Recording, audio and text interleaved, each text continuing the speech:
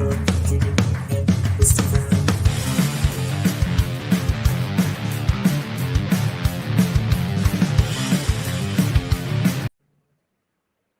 evening, Superkickin with Stephen fans, your favorite host right here, back in our respective locations. We got Craig over there rocking his son's gear and his usual spot, usual viewing pleasure. We got Stephen over here. It is the first day of freaking May. I don't know where April went. I don't know where March went, but Craig, we are here in May. Being a Hoosier, like everyone, we put out milk and cookies for the race today because Nice. we got the Indy 500 happening at the end of the month. It's pretty cool to see on like Instagrams of like people around here that they're all putting up their checkered flags for the month of May, and it'll be nice for getting back to normalcy. We'll have full attendance, everybody back in their shortish jean shorts and most American flag wear you can get, Greg, at the greatest spectacle in racing, the Indianapolis 500. So that's going on here. What's going on over there in the world of Greg? Oh man, it's all about the NFL draft right now. It's been a long time covering my favorite team, the San Diego Chargers, now Los Angeles Chargers. Went to the draft every year, and COVID put a halt to that, unfortunately. But still deep in the draft, with it just concluding yesterday, and seeing who we got, how the team is shaping up. And then you got, like I said, the Suns getting ready to go into round two and on the way to winning this championship. So lots of good stuff going on. So UFC is hot and heavy right now. There's a lot of good mixed martial arts action going on. And there's talk about Mike Tyson and Jake Paul having an actual fight. So, the curiosity is going to go up about that pretty soon. But yeah, lots of going on Sorry. aside from Okay. work craziness, and I got to be at home night instead of on location like last week. So All right. Well, there we go. Yeah, I had no idea. I figured the guy who tried to, antagonize Mike Tyson might sign up to fight him, but I guess not. He didn't want to get in the ring with him. He was okay on an airplane to duke it yeah, out. But well, Greg, we got to start off, of course, with release news. Yay! hey, Everyone's favorite time. And yeah, a few of these names are very surprising. I don't know if age had a factor to do with it. I don't think it did. Maybe with Dexter, I don't know. Is he older? I feel like he's a little bit older. So maybe maybe they thought he was a little bit older, you know. But Dakota Kai is still not old. Harlan was the touted as, fans touted him as the next Brock Lesnar, but he was just with Joe Gacy doing stuff, and of course we have Dexter involved with the whole stuff with Index, and then Persia Parada, Malcolm Bivens, Dakota. I think that's my name, Greg. That's the name I'm really like. Why did she not get a sniff of the main roster? I really would like to see that. And then Persia's an interesting name because I think she is still younger and she was improving a lot. So I was, kind of surprised there. Draco, who just had the Joe Gacy stuff. So obviously they're not going to go with that. Now, the note is on Malcolm Bivens that he was not going to resign anyway. And I think Dakota was in the same boat. But it's interesting with Dakota, Greg, is that she's with Shayna Baszler and they're in a relationship. So that's going to be interesting to kind of see where Shayna Baszler might end up in the next, whatever time frame. So, kind of sucks for her that she gets released as WWE was heading off to seas. What a way to, unfortunately not be there for your partner in life when you're across the sea and you come to find out that, oh, yeah, she got released. So I think Dakota will be fine. I think she'll end up somewhere. Dexter might end up back in Impact, right? Malcolm Bivens, I think he's already got a stand-up thing happening in a week or so. Everybody else, a lot of these names I didn't even recognize, Greg, so I didn't bring them up. But not a good day. I'm a little worried about what WWE will release main roster wise. I think that's something to watch. But yeah, there was definitely some interesting names there cut and released on Friday. I believe it was Thursday, Friday. So, what are your thoughts on all these current crop of releases? Yeah, it always sucks when the release list comes out and you scan it to see who you know, who you don't know. Um, and Dexter's the first name that pops out to me just because he has a very nice body of work already. I don't know what age he is, but I know he's been around for a while, going back to his Impact days. And, he's a guy who's honed his craft and he knows his character, and he's been the same guy, whether he was Sam Shaw in Impact to Dexter Loomis in WWE or NXT. And he's worked hard to, define that character and have it to where, he can turn that switch on anytime he wants. And I don't know if it's, I don't know if I blame it on him as much as I do creative. They ran out of I think, stuff for him. right. I mean, they could have done so much better for him. Um, you know, he started being creepy stalker guy, and there's a million places you can go with that. And instead, they decided to turn him babyface and have him turn into a caricature artist. And, it's cute, but it doesn't fit who he is. And I blame creative for failing him that way. I mean, I get trying to add a layer to your character, but, if you're going to do something like that, it's going to take a whole change as far as his look, his presentation, everything, instead of having him stay creepy stalker guy and, draw funny caricatures. It doesn't fit. And I see that's why more than likely that the NXT universe didn't really get with it, even when the index stuff went down. It was fun while it was, uh, during the run and ending with him actually speaking a word out loud at the wedding. But overall, the whole Loomis project failed, and I don't blame him for it because he knows what he does. He's good at what he does, and they just couldn't capitalize on it. There was a world of potential there for him.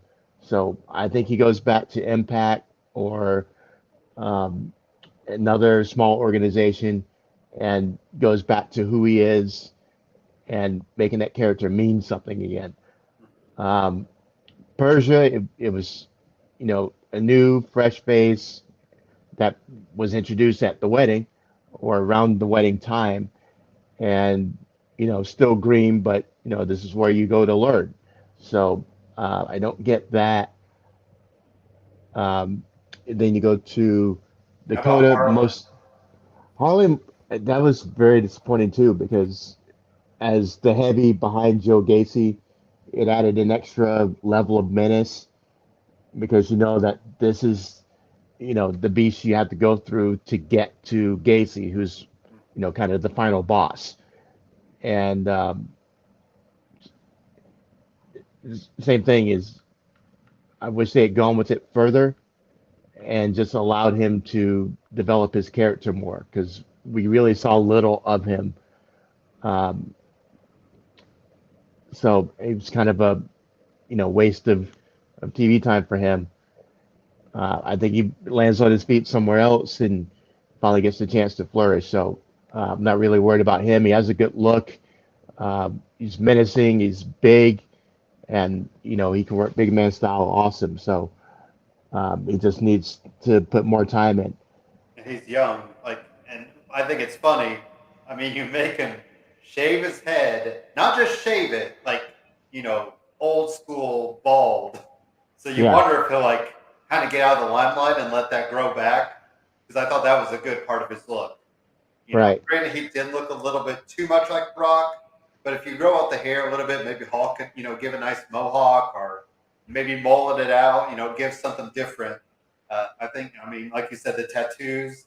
There was shots of him and Eva Marie training together. Who knows if that could be something down the road? Maybe they, go on the independent scene and do something together. But I Sure. don't think they're together, obviously. But yeah, so I thought that was pretty interesting. That make him shave his head bald, and then you cut him like 3 months later. So Right.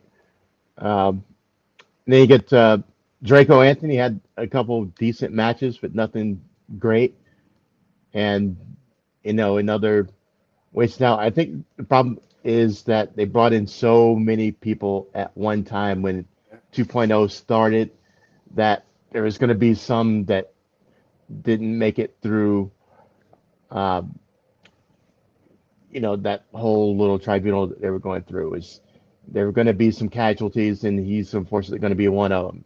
He looks good, he's decent, but nothing stood out about him, and I think that's all that is. But he hasn't been around long enough to get the WWE sneak on him as far as going to somewhere else and being branded a WWE guy. So he has that going for him. Uh, Dakota's very disappointing because she could have been a great depth add for the main roster. mhm. So I have no idea why she's not there. It's not like she didn't put the time in and have some great matches under her belt um, with the old guard of the black and gold division and the new guard. So that's probably the biggest head scratcher. That why isn't she getting some shine on the main roster? You brought up people who are a lot less proven, like Shotzi. Uh, you brought Ember up twice, and so there's just a lot of head scratching moves there. Why wouldn't you give her a shot? Because she's great character wise, and you give her another reinvention and bring her up. You got something there. So yeah, I don't get what half of these releases what they're thinking. Aside from budget cuts, you can't be making that much money anyway. So it's just disappointing from top to bottom, even with the names that I haven't seen yet.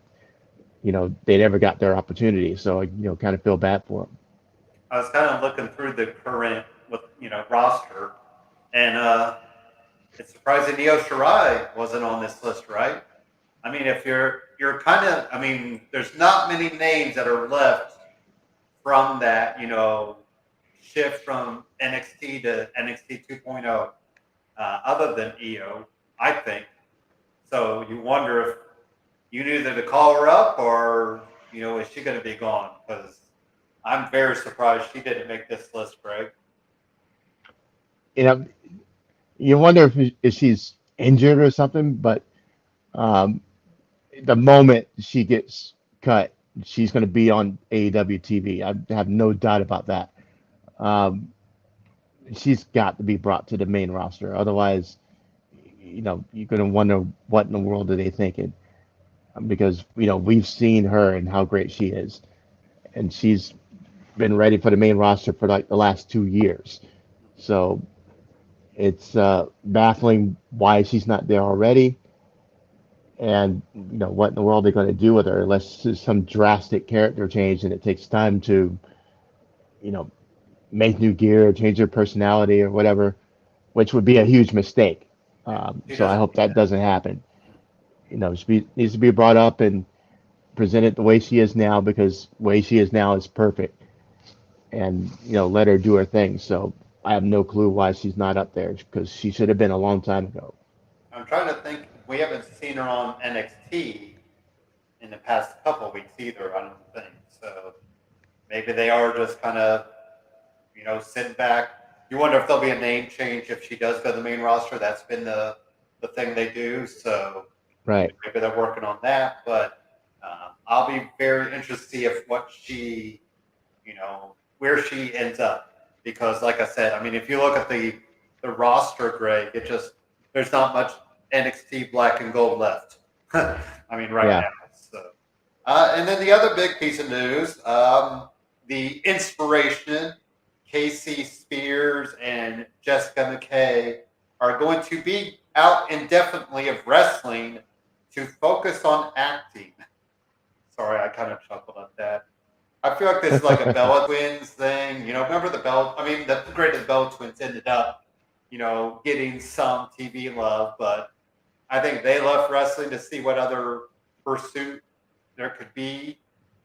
Now, Jessica is booked for some acting gig. I don't know if it's a lead role or anything like that, Greg, but Casey can just kind of hang out with Sean, I guess, when he's not, hanging out in a chair. But I don't know. I don't really have it. I don't really know what to say. I mean, good luck to them. I just feel like in a year or less, we'll see them back wrestling. Yeah, I agree. They'll be back for sure. Um, if you think you got it, go for it. And so, um, Obviously, they have the it's looks. right, and they're very entertaining. Yeah. Uh, Great comic timing. I missed the iconic pose Mm-hmm. because it always hit. And I don't know if they still do it in Impact. I haven't watched them in Impact at all, but um, it was always great. Those two walk off each other perfectly, but nothing wrong with taking a little time off and seeing if it'll work. And if it doesn't, you always have this to fall back on. And they can definitely do a Bella-esque type thing between the two of them because their chemistry is off the page. So maybe get their own reality show to get, because that's the thing too. I feel like they work so well together. It's going to be interesting to see, separated in their own thing, how can they do? Because we've yeah, never really seen it. So, and they both have their own little brand army web pages. They're, you could see them in skimpy outfits, so they still have that. Maybe they could focus more on some of that stuff. But yeah, I don't know. It is what it is. Nothing really, other than it was just kind of surprising. It seemed just like out of nowhere. I know they recently lost the tag titles, and here they are just saying, "Oh yeah, we're gonna give it a shot and pursue some other things." So you wonder if there is those other things available, or if they're just gonna take their headshots with remember Jessica's good old trying to get her headshot, trying to get jobs. So yeah. Any other news, Greg, that made it caught your eye that I missed, or anything else we want to catch up on? um, well, first of all, I'll give these guys 6 months and they'll be back. Secondly, I don't know if you saw the video from um, the UK, the WWE doing a tour in the UK, Mhm. and a match with Lashley and Drew McIntyre. Well, the ring rope broke. Right. Um, the rope broke and Lashley fell out of the ring onto his head, and we almost had another Big E moment. I watched the Continue. video, and it was very scary. But Lashley got back up, finished the match, Hmm. and apparently he's still good to go. So um, very glad that he survived and didn't have a serious injury because that video was very scary. I saw a really good clip from somebody who was up close, and Yeah. yeah, it Somebody was fired that day. right Not, exactly. I they mean, always joke about reinforcing the ring, Greg. I guess they got to reinforce it for Drew and Lashley that night. yeah, I mean WWE definitely needs to step the game up with this because it's starting to become an epidemic here. With it happened with Roman and Finn. It's much, and that ruined a great match. It's happened, Of course, this time. that was a we know that was a gimmicked ring. Yeah, but that's a joke you don't want to tell with Oh the yeah. whole Yeah. with the with the ropes breaking. This time was the real thing Oh as yeah, yeah. opposed to it not being that time. But Gimmicked. Yeah. that's a joke you don't want to play. Somebody can get seriously hurt, and they need to be more aware of it and these are supposed to be, the best rings money can buy, and now you have ropes breaking. What's up with that? So And of course, speaking of Europe, we can announce, or WWE announced, that they do have Clash at Cardiff, which will be the first UK pay-per-view since 1992 at Wembley Stadium. I believe it's going to take place like near a castle, which is pretty cool setting. So, Greg, all my chips in on Drew McIntyre. He better do something big there, right? I mean, you know, that's yeah, he has to. it's like just calling for it. I mean, he's the biggest guy right now, European wise, that everybody's in on. And we saw a little bit teased on SmackDown. So I think we're going to head into SummerSlam. And I wonder if they'll just pull the trigger on giving Drew finally a title win in front of a home rabid crowd, at Cardiff, which is not his home, but still close enough. So I'll Right. be curious to see what they'll do for that pay-per-view, which will be September 5th, I believe it was. Probably Labor Day weekend, it sounds like. And we'll have All Out that weekend. So it's going to be a busy weekend that night. You wonder if they'll go head-to-head. That would be fun to see who the people decide to go with if they do it the same night. Why not? I mean, it sucks for us because we'd have to decide which one to go with. That's true. So hopefully they'll do. Hopefully then they, split it up a little bit. So Yeah, but this shows AEW's really closed the gap. Is that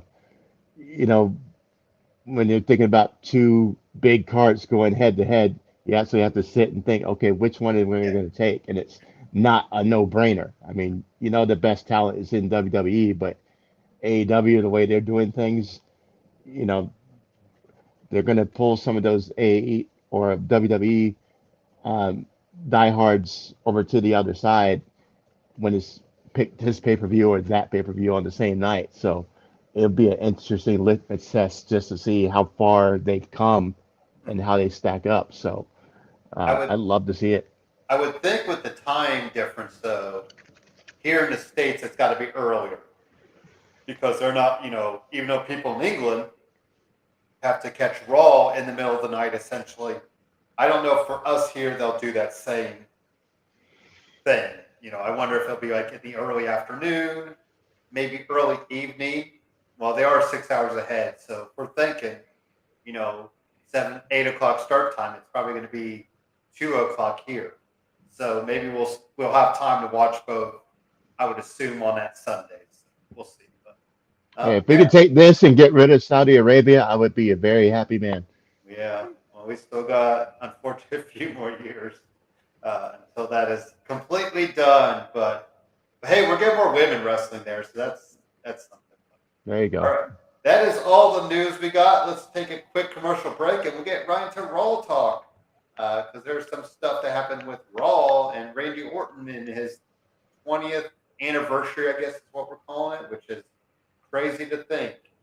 And he'll still be longer than anyone else he's saying. So we'll see how long he lasts.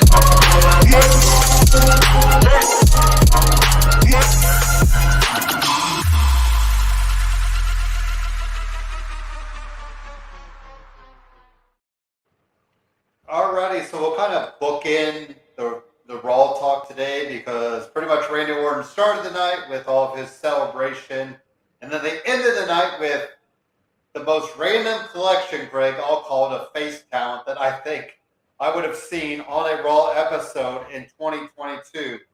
Who had on their bingo card that RK Bro, Cody Rhodes, and Ezekiel would win a Raw main event, Greg, because I myself did not have that in a bunch of years with the way Cody Rhodes was positioned just 5 months ago, even 2 months ago. So very interesting to see RK Bro, Cody Rhodes, and Ezekiel picking up the win over the Usos, Seth freaking Rollins, and Kevin Owens.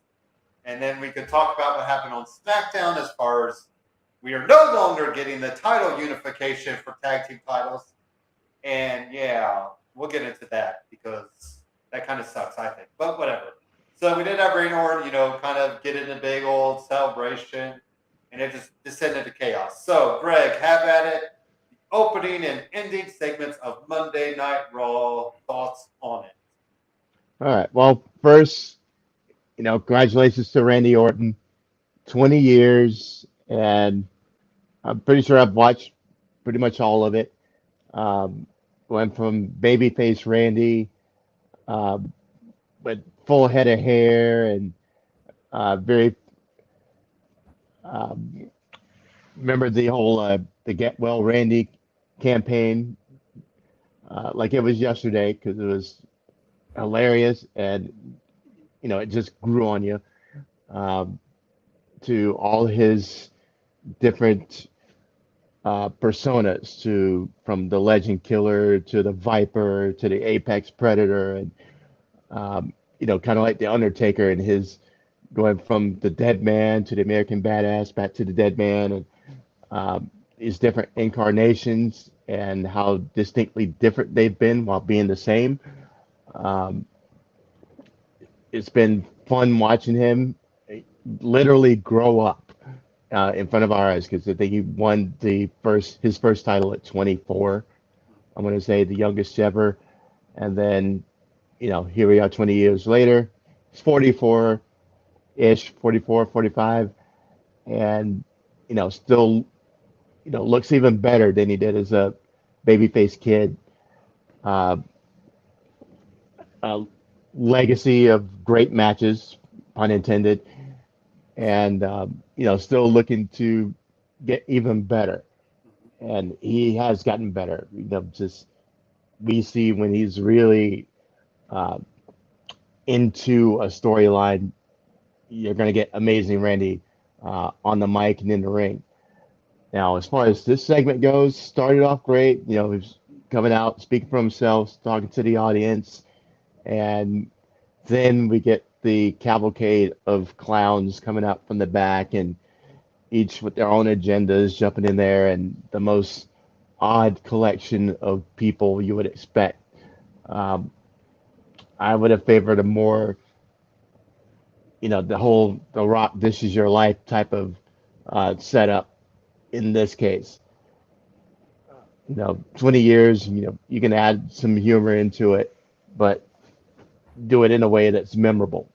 Nobody's going to think about the 20th anniversary episode and remember it, if at all, with any recollection of anything that happened other than that it was a hot mess. So I didn't like everybody coming out and interrupting basically for no reason other than to set up a tag match, and the tag match was meh at best. So it was a letdown after Randy stopped talking and people start walking into the ring. It's pretty much a house show finish. And I think with them getting ready to head off to Europe, you wonder if they just wanted to play it safe and just kind of get everybody, through a match and then onto airplanes to head out to, Europe for the whatever 3 or 4 nights that they're there. So yeah, there wasn't much to write home about.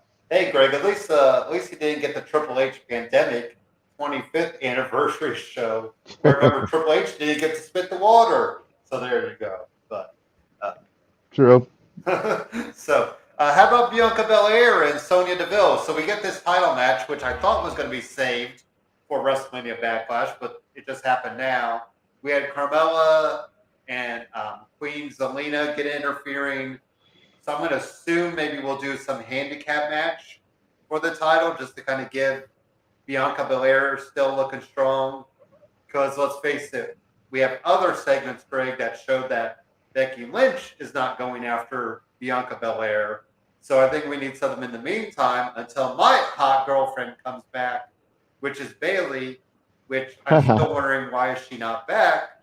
Or you could throw Alexa Bliss.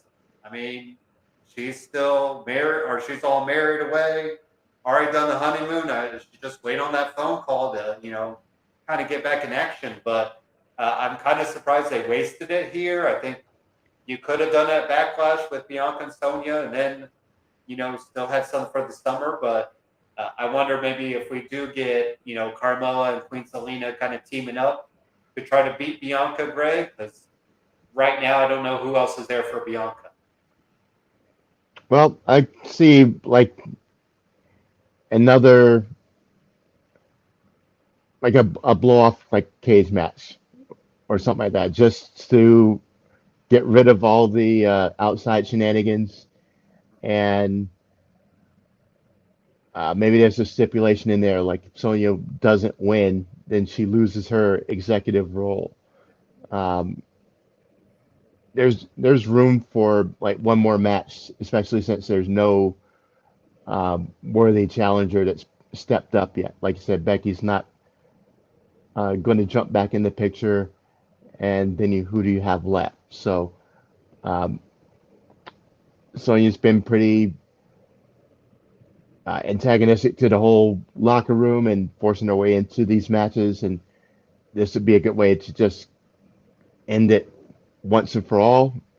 We She puts need herself back into a position where she gets one more match, and maybe Bianca gets to throw in her own stipulation for like all the girls in the locker room. If I win, that's your job. You're done.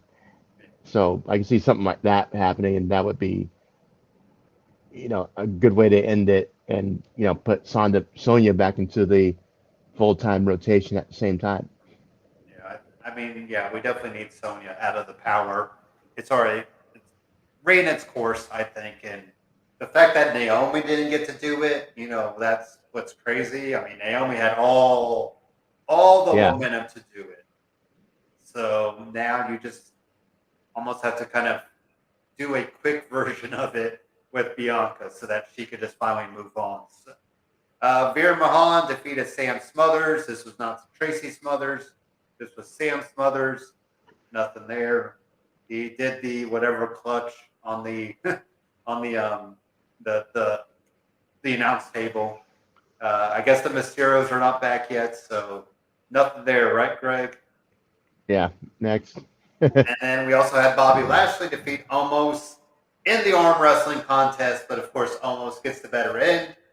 And I believe they announced it a rematch at WrestleMania Backlash, so it'll be interesting to see if Omos gets the upper hand this time. I was pretty surprised Lashley got the win at WrestleMania, Greg, so it probably needs to go to Omos this time around, correct? Yeah, I can see some MVP shenanigans that caused Lashley to lose. Yeah. The cane throws the cane at him, so shenanigans galore. Akira Tozawa and Tamina, they defeated Reggie and Dana Brooke. I don't want to go there. I will let you have all the glory, Greg, of next, because you know what it's all about. Your hot Asian girlfriend finally back in the ring, finally booping Becky Lynch's nose. I guess she wants to be Chris Statlander now, but anyways. Yeah, so Becky Lynch, we actually have a feud that won't involve the title between Becky and Asuka, Greg. That's pretty unique to them. So I'm interested to see how they'll play it up. Right. I didn't hear about this before it happened, so it was a great surprise for me. Um, you have Becky going in the ring doing her, what am I going to do next? Woe is me kind of thing. And then she catches herself halfway through a promo. It goes, I'm still the best. I'm still, blah, blah, blah. And before she's ready to walk out, all self satisfied, my hot Asian girlfriend Asuka comes out and looks fabulous as ever. Um, so it doesn't like anything has changed with her, presentation wise, or she's still doing the little dancing, but she seems to tad a little bit more menacing. And as I say that, she goes and flicks Becky in the nose. I don't know what that means, if that's become a thing now, but now we get, this is going to be good. Um, Asuka and Becky, we're going to get to see, retooled Asuka, hopefully retooled Asuka. I can't imagine they ever come back just to start losing a bunch of matches or booking her 50-50, but this could aim to a different direction for Becky. She says she starts losing her Asuka matches and, has to go back into the cave and, reinvent again.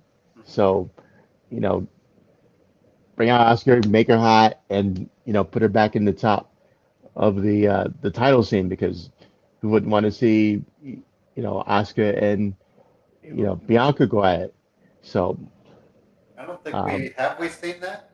I'm trying to think no, I don't think we've ever seen it. I mean, that'd be a Bianca was right after Asuka. yes, yeah. And so those two, I don't think they've even stood in the same ring at the same time. So Because then it'll be Oscar was fun. hurt when Bianca won last year. I thought she was gone Yeah. the whole summer, and then it just kept going on. Damian Priest also defeated Finn Balor. I'm still all in, Greg. I need Finn, AJ Styles against Edge and Damian Priest. Just give me that feud. I think that'd be a lot of good players involved. Um, I wonder if that could maybe be a Hell in a Cell style, not maybe in the cell, but you wonder if AJ and Edge will do Hell in a Cell, because those are two guys that you have Edge, who is all about Hell in a Cell, and I think I'm trying to remember if AJ's been in one. I can't remember off the top of my head, but yeah, I'm going to be in.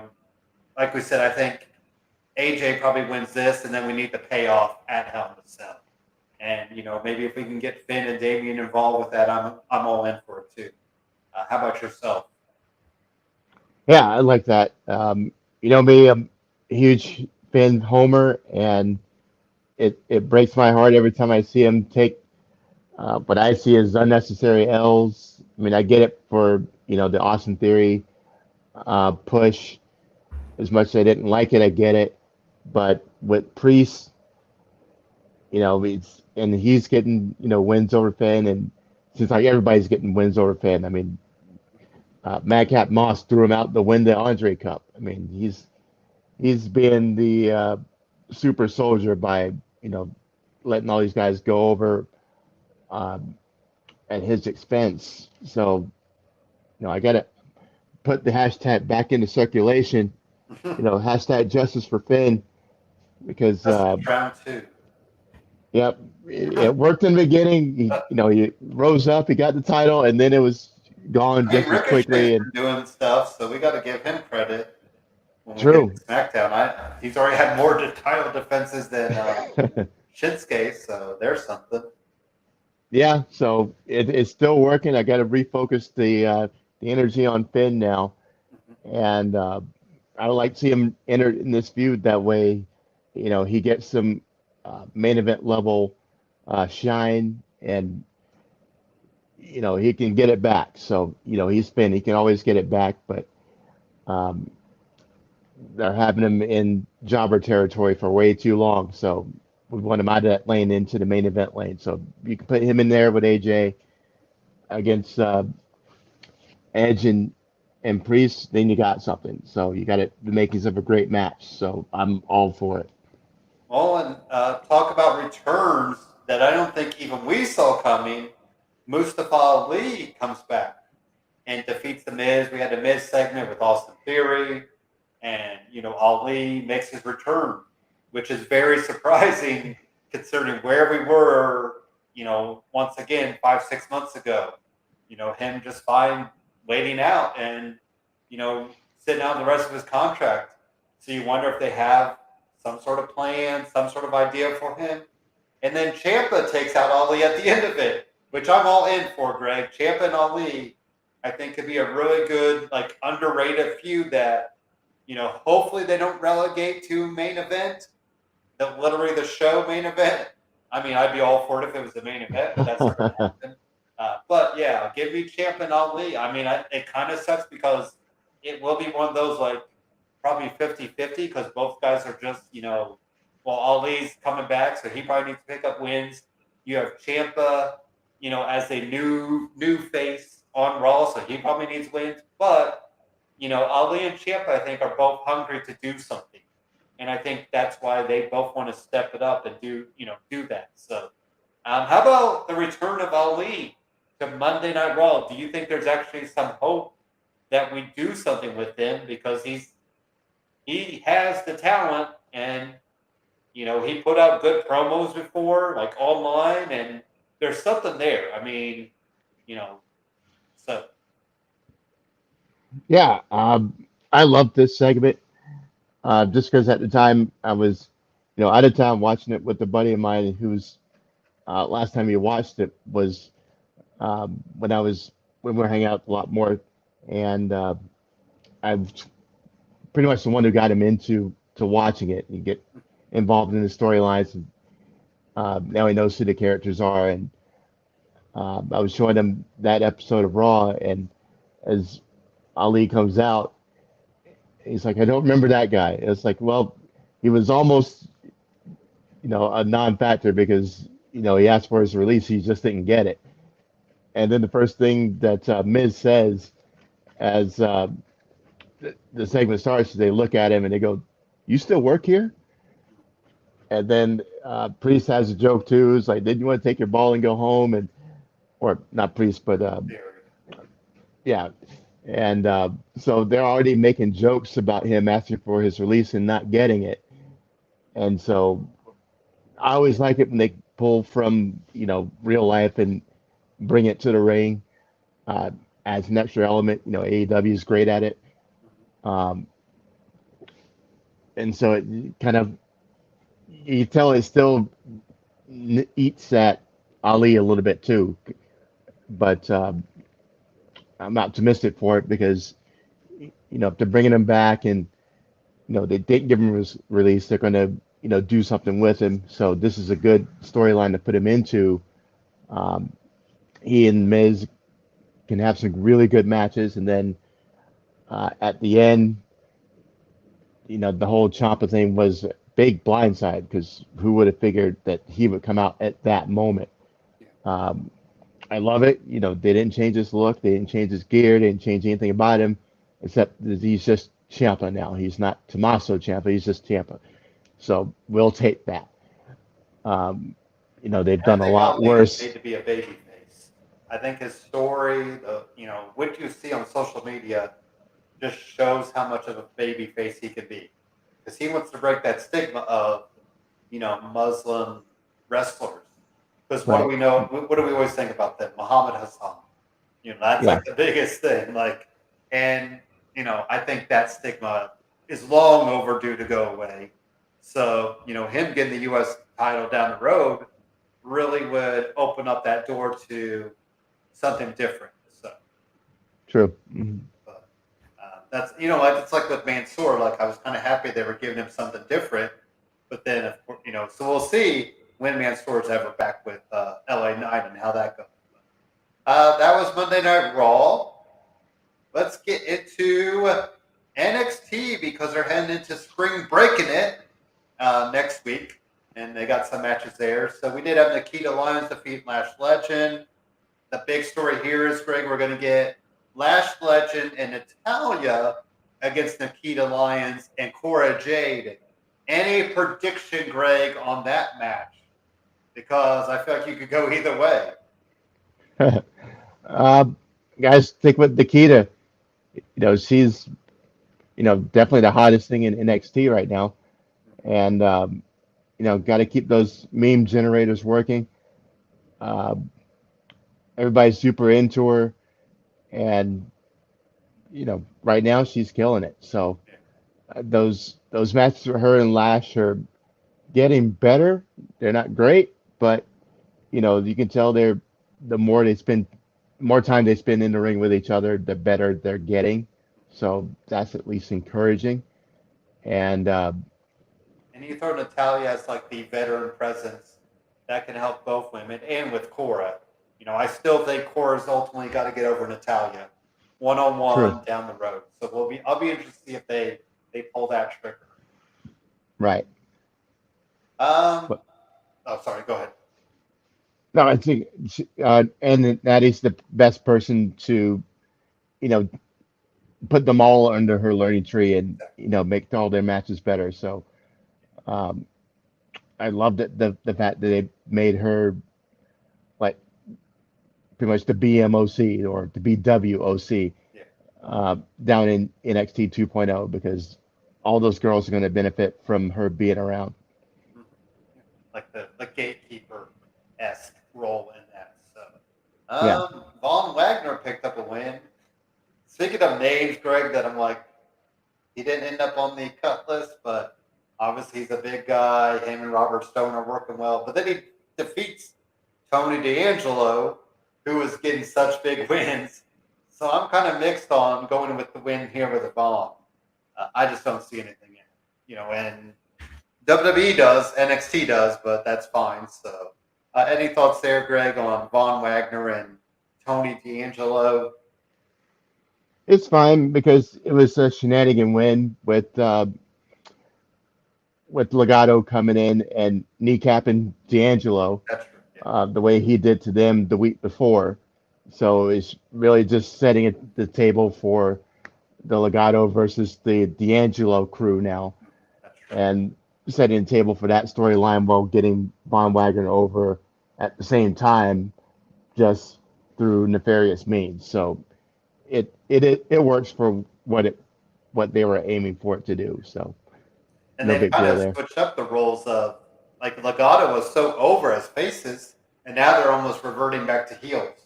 Especially in that match against Josh Briggs at Fallon Henley, they take out Jensen, and then they get the win. So it's interesting how that kind of maybe they see Legato better as heels, obviously, but then Tony D'Angelo feels like a heel. So I don't know. I don't know, Greg. I don't know where we go with that. Like, I think two heel factions is kind of tough. So I feel like the crowd has got to go one side or the other. But Nathan Frazier wiped out Grayson Waller. Nathan Frazier was supposed to get a win, but Grayson Waller tried to interrupt that. So on one end, Nathan Frazier, we'll see what he's all got about later on. But also, Greg, I want to bring up. So we saw the little segment with Grayson Waller and Tiffany. Now that we've lost a couple couples, are we going to pull together Tiffany Stratton and Grayson Waller? Uh, I hope not, but that's what it looks like. So just what we need, another couple, and But at least um, these two have the makings of like they work together because you have them both so full of themselves. true, I true. mean, or some sort of maybe they have a partnership, that I don't know, like Electra with, you know, um, Legato. Like we don't say, she's not really with anybody, but she's just kind of there as a heavy. Yeah, So and I will say that that minute and a half that Tiffany and Waller had their little dialogue back and forth was infinitely better than anything we saw Duke and Persia do, or pretty much Indy and yeah, Loomis do. the So chemistry is there. right. So I'll give them credit for that. Like yeah, with at least Indy and Dexter it got there, but the Persian Duke was just like I think that was so forced. It's like Yeah, a rom absolutely. com that you just are like, well, we're just going to throw these two people together, and even though they, it's like an actor and actress that is never going to work, but you're like, we'll just try. Um, Big Ben, we have not got to AEW. We're getting this in just a little bit, so you're good timing. Big Ben has joined us in the chat, so I'm glad to see you here. Uh, Hopefully, you know now that we're live at 6 o'clock Eastern Standard Time, so we're right here ready for you, Big Ben. But we were getting to AEW. We're just finishing up NXT, and then we got some SmackDown. Then we'll get right into AEW for your viewing pleasure. So, Big Ben asked about Dexter. Unfortunately, Big Ben, Dexter Lumis is no longer part of WWE or NXT. So we will not see Dexter Lumis in any sort of WWE SmackDown or Raw. But sorry you missed that news over the week. But yes, no more Dexter Lumis, probably back to Sam Shaw and whatever he might do. So, speaking of people still around, how about Katana Chance, which is Casey? and Cade and Carter, they're still picking up wins, Greg. I don't really get it. I'm surprised that they're still around too. Speaking of, they might have answered their phones this weekend. I wonder if they saw that number like, oh, we're gonna block that call. But I missed why Katana Chance said she changed her name. I guess I need to go back and watch that. But I was really surprised they're still picking up wins. I mean, I don't see them getting the tag team picture anytime soon. But hey, they picked up a win. Yeah, it does make sense. When they said Katana Chance, I was looking at TV a little bit closer to see if she had if there was a new tag team partner, and then I was like, no, that's still her. So what's up with the whole name change thing? Only thing I could think of, which Maybe they're may be a gonna call them possibility, up. Maybe they're just gonna call them up because why change the name now?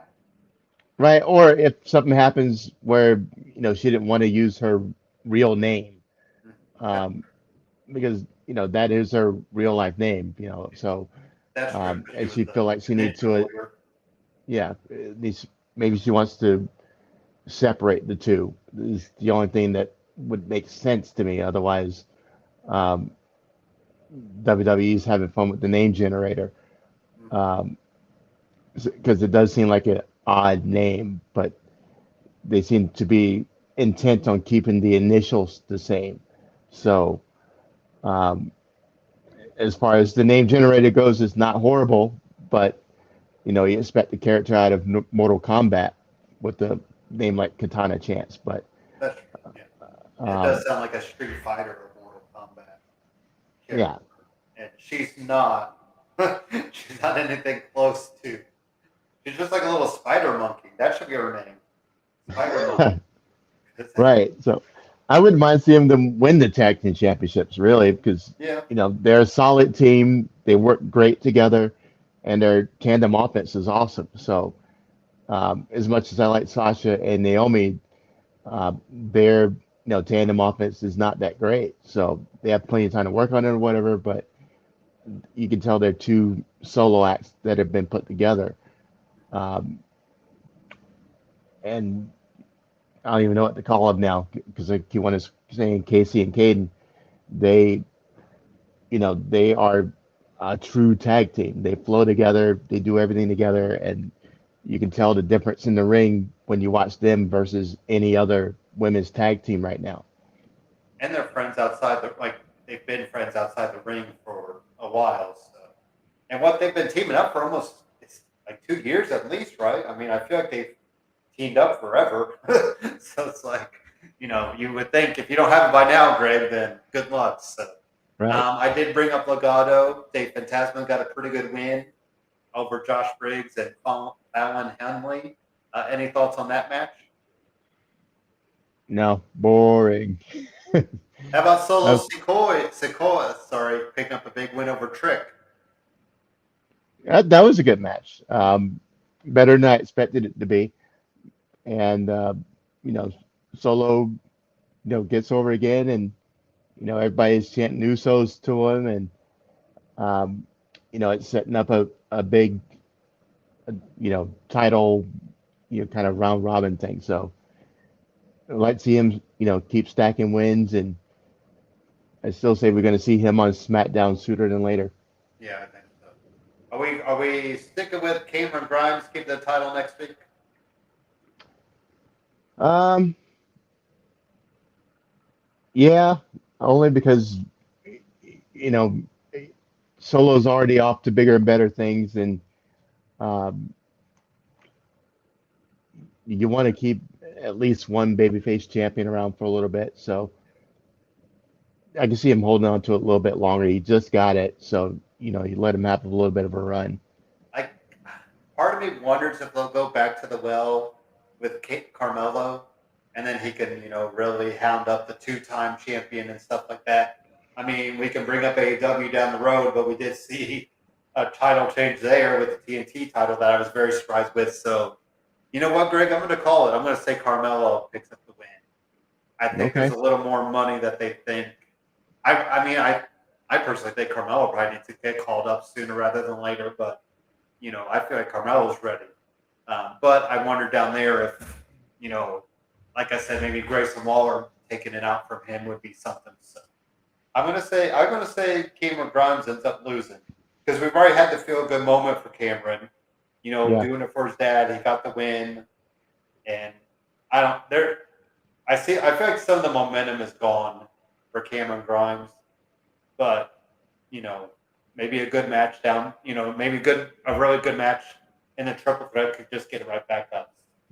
Speaking of surprises down there, how about the Viking Raiders showing up on NXT? Speaking of places they should be, I think they'd be really good down there to help, these up and coming tag teams. You'd have a veteran presence. I mean, they'd probably look out of place, but I think they're needed in that regard. And they're not doing anything on the main roster. So, I mean, why not? Yeah, for them, anything is better. Right now, they're, chasing around the 24/7 title. I mean, come on, man. Um, it, I think the act's just gone stale. When they came into NXT the first time, it was super hot. Everybody loved them. And then they went through the disaster with the name changes, then getting called up and having their run cut short. And now they're just kind of a joke. And they've, creatives lost their ambition with them. So now they're back down on 2.0. They look out of place. And I don't see things going better for them, aside from them getting wins against teams that really don't make sense anyway, like Briggs and Jensen or whoever else they're going to throw in together. Um, I don't know if Probably they on can the get chopping their block. old I hate to mojo say back. it, It's the but problem. they're probably on that going to be cut soon list, I would think. Yeah, I would think Which so is too. fine because then they go back, be the war. They can, be War Machine again, have their names back. Maybe Sarah Logan can now do something with them, in AEW or Impact or the independent scene. I mean, yeah, I'd be very interested to see them really find themselves back, kind of refine themselves. And I think that would have worked for them if they would have given us more of the Viking why in the world are they like they kind of brought it up, but they didn't go full fledged. This Yeah, is who they are. I mean, like you watch Sarah Logan's Instagram, Greg, and I mean, she's cutting down trees with her baby on her back. She's milking cows on their farm. I mean, she's doing living this sustainable style life that probably Vikings would have done, but they just never go deep into that because hmm why not? But um, so yeah, that's what let's see what Greg or Big Ben said. Viking Raiders won't be around long. They're good, but yeah, that's pretty much it. I think their time has come. They got the tag team titles for that short time. They had some of the fun with the Street Profits and that whole challenge thing with the turkey leg, and then it was just kind of that's it. So, Mandy Rose got a big win over Roxanne. They're definitely high on Roxanne, aren't they, Greg? To give her, really put her in this program with Mandy Rose and Toxic Attraction. yeah. This is the one segment of the show that was actually watchable. Um, this was a great match, better than I thought it would be, even though I heard about how good she was outside WWE. And so, yeah, I want to see more matches between these two because they really brought the house down with this match. And by the time this match was over, the crowd was really into it. Even I think most of them didn't really know who she was aside from the vignette they played for her last week. So um, great. It's not a debut; it's her second match in, really. But um, if they have matches like that, we're going to see a lot more of them. So excited for her. Excited for Mandy to get another competitor that we haven't seen her had a match with, 5 times already, and has gotten old, and somebody who can actually take the title off of her. So Yeah, um, definitely. I like it. And it's almost like the AJ and Page stuff where, Paige gets the big win over AJ, her first night on Raw. So it'd be interesting to see Roxanne maybe pick up a good win over Mandy Rose and become the new champion and see where she could go. I mean, you know, you look at our next segment, Braun Breaker. I mean, he got the big win and taken off. Now, this stuff with Joe Gacy, I don't know, Greg. It's probably ruining him a little bit. It's just getting into weird territory. We had the whole disciple still there again, you know, holding back. Rick Steiner, I don't know. It just, yeah, I got nothing. You got anything? Waiting to see where it goes. It's still, you know, kind of have a weak Undertaker vibe to it. You know, you see where they're trying to take it, but um, you know, it's gonna have to wait and see how it develops. Maybe it'd be something awesome. I'm not holding my breath for it, but you know, somebody has a plan somewhere, so yeah, And I was kind of looking to it's gonna see get what, incomplete from here. and then this is what we have. So I was kind of looking to see what we have as far as the spring break-in. So it's saying Tony D'Angelo and Santos Escobar will sit down to solve their differences, whatever that means. The Creed brothers and Viking Raiders, that's going to be something. They're going to be somebody to watch, Greg, without Malcolm Bivens, I think.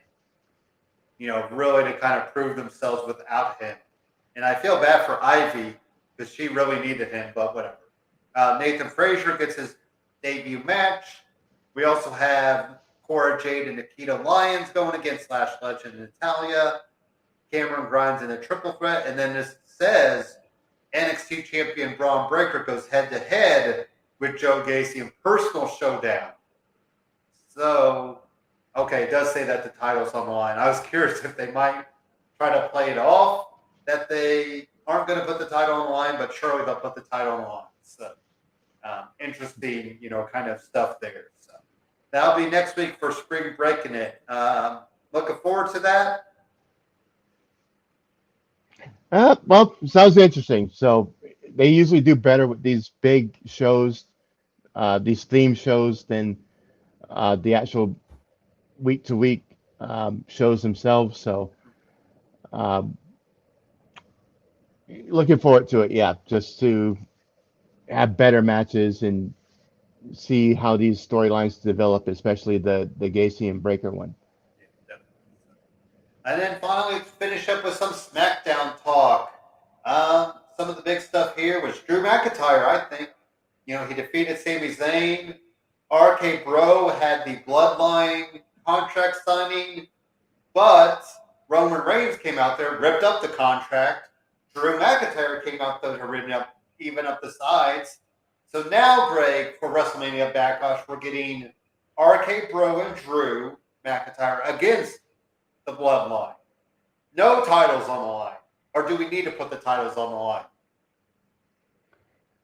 I wish they would put the titles on the line because the whole thing is kind of a waste that you're doing it without it.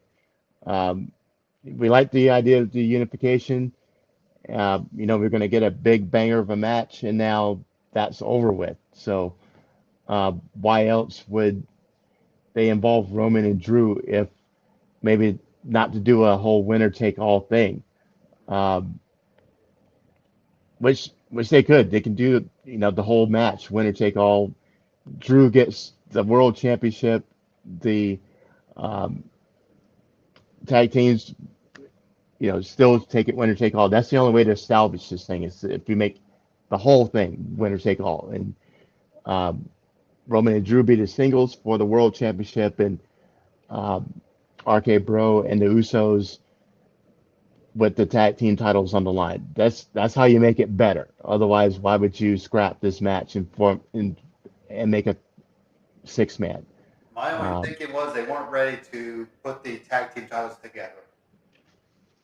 You know, like I think they thought about it and then they're like, well, we're not ready to do that yet. So that could be my only thinking that they'll probably just make this a triple or a trios tag, you know, 3-man tag team match because you could kind of hold off unifying the titles down the road. Uh, And then, like I said, maybe Drew gets his big moment in, the first European pay-per-view, the first England pay-per-view since '92.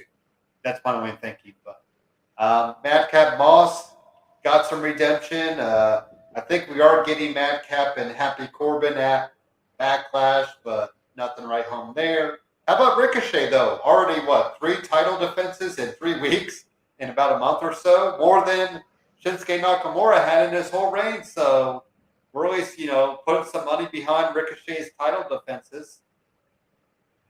Yeah, I mean, it's about time. I'm excited for it. Every time he has a match, I'm expecting him to lose. So it's Yeah. going to take a while to get that stain off of him because he was eating a whole lot of L's for a very long time. And when he comes out, they're putting him over. He's getting a nice little light show when he comes out. So I'm starting to think that they're going to, give him a good run for once. And the more exposure you give him, the better he's going to get. I'm convinced of that. It's just will the brass stick with it also and let him shine because he deserves it. He's too good just to waste away and sit around in catering, as they like to say. So I'm encouraged by it. I hope they keep it up. Raquel Rodriguez, I thought Raquel Gonzalez, I thought she looked good in her SmackDown debut. I'll be curious to see. Hopefully they go all in on her. We already saw it with Aaliyah and Shotzi. They really haven't yet, but I feel like they have to see something in Raquel and, have her keep rolling along until you're ready for whatever feud you might throw at her. But any thoughts on Raquel's debut there, Greg? Yeah, it was fine. Opening match, pretty much a squash and, a few weeks of, squash matches just to get her used to the main roster, style and everything would be good for her. So I don't mind it. Naomi defeated Shayna Baszler. I don't think they made it official for the tag titles. Have we seen that official? I was going to look on the Backlash page, but has that been made official, Greg, that we're getting the women's tag team titles on the line for Backlash yet, or am I just dreaming that? They alluded to it last night or on Friday, but I didn't see anything that is official yet. I mean, I guess it's one of those that they'll probably just announce if they do. So, right. I would imagine with these teams just keep finding each other. And then we had, kind of back-to-back. Xavier Woods defeated Ridge Holland, but then Sheamus defeated Kofi Kingston. And the most over person, Greg, is Butch because he wasn't there. I will say this whole "Where's Butch" is probably actually going to get him over, which is probably the dumbest thing ever. Well, it's a little bit different, so at least give them that. They're showing some creativity, and throwing something new into an old, not necessarily an old rivalry, but the New Day and Sheamus go back a long way. But yeah, Rage isn't going to really flourish out of this because everybody's going to put E's injury on his head, which is deserving. But having Butch be the breakout character in this, can do nothing but help him. And I like what they've done with him. He's still true to Pete Dunne, and they haven't changed anything about him. Just he's a little more off the hinge, so we can live with that. So it's different, and I like what they're doing. I want to see what happens with the whole "Where's Butch" thing. So maybe they can do like him getting photographed in random places, or something like that. Still holding a growl while sitting in a men's club with 2 strippers sitting on his lap or something, or just interesting places, and he's still scowling. There's a lot of places they can go with it that could be a lot of fun, and it would get him mega over. So why not give it a run, see what happens? Or I guess, it'd be funny if you could find somebody that kind of has a look like him, and you maybe put the doppelganger in the crowd, and they're like, oh, there's Butch, but Troy, not him. And then you have him, the actual Butch, show up or something like that. Do some Where's Waldo trickery. But I Right. don't know if there's many people that look like Pete Dunne. Big Ben did bring up an awesome point. Yes, if Big E was there, I think this would be moving along a little bit better Oh because you yeah. kind of mix it up. We're doing the same things. We're just doing Xavier wins with the backwoods, and you're having Sheamus pick up wins to show Rich how to do it. And we haven't really got away from it. So we also had Ronda Rousey defeat Shotzi in the challenge, I Quit challenge, beat the clock, I Quit challenge, which is a mouthful. And then Charlotte did not defeat the time, so yeah, Ronda Rousey gets the upper hand. But we also had Drew Gulak trying to be the timekeeper, Greg. I love that he had a stopwatch with him, and he had the ring bell, like he was doing ring bell work. So Mark Eaton, I guess, got his job lost from to Drew Gulak or whoever the timekeeper for years was. But nothing to write home here. I think the Ronda Rousey match was a few minutes, and then obviously Aaliyah and Charlotte was a little more than that. So, and I Quit beat the clock challenge is just kind of an Yeah. oxymoron in a way. Yeah. It was dumb. The whole thing was dumb. Uh, we considered Ronda won the first match in a minute 45, Yeah. and so it was wholly unrealistic. So it is what it is, and this is the last piece of business before we actually get to the real match, which is going to be the meat on this plate. So thank God we got through it. It was horrible, but if this match ends up being a classic, then we forgive them for all that. What do you think about beat the clock matches? Do you like them? I think I like them if it's for contenderships. And say you have like 6 guys and you're trying to see which guy gets the best time.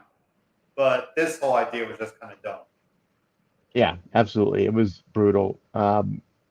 Generally, I like the beat the clock matches. Um, we get better matches that way, and you give the focus to the opponent and um, how they can, extend the match or, spoil the hopes of the favorite. So it usually ends up being better matches, but this was the opposite with both women trying to run away and, um,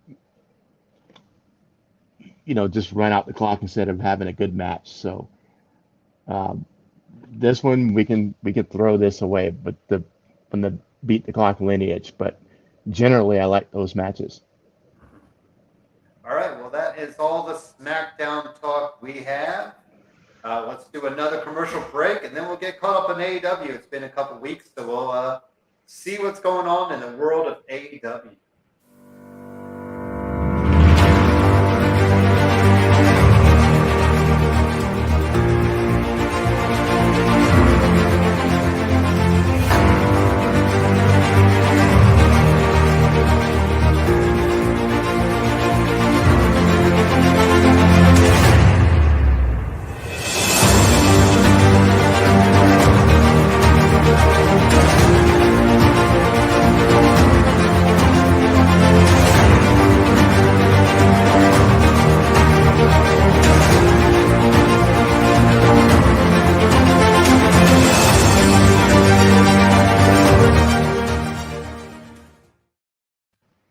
All right, so here we go with our AEW recap. Like we said, a couple weeks off from it, but we're back with it, and it's been moving along. There's been some really good stuff happening. What a opening match between Dax Harwood and Cash Wheeler, both coming out at the same time. They had a little exclusive video package that was kind of on the AEW YouTube channel. If you saw it, it was AEW is starting to catch up to WWE in the production value of some of their videos. It gave both guys a chance to sit down and tell their side and why they need to win and all that. And we also had some throwbacks to Brett and Owen because both the guys love them so much. And yeah, we ended up having Dax Harwood pick up the win. Pretty interesting. We're getting some tag team winners in the Owen Hart. We had Kyle O'Reilly pick up a win.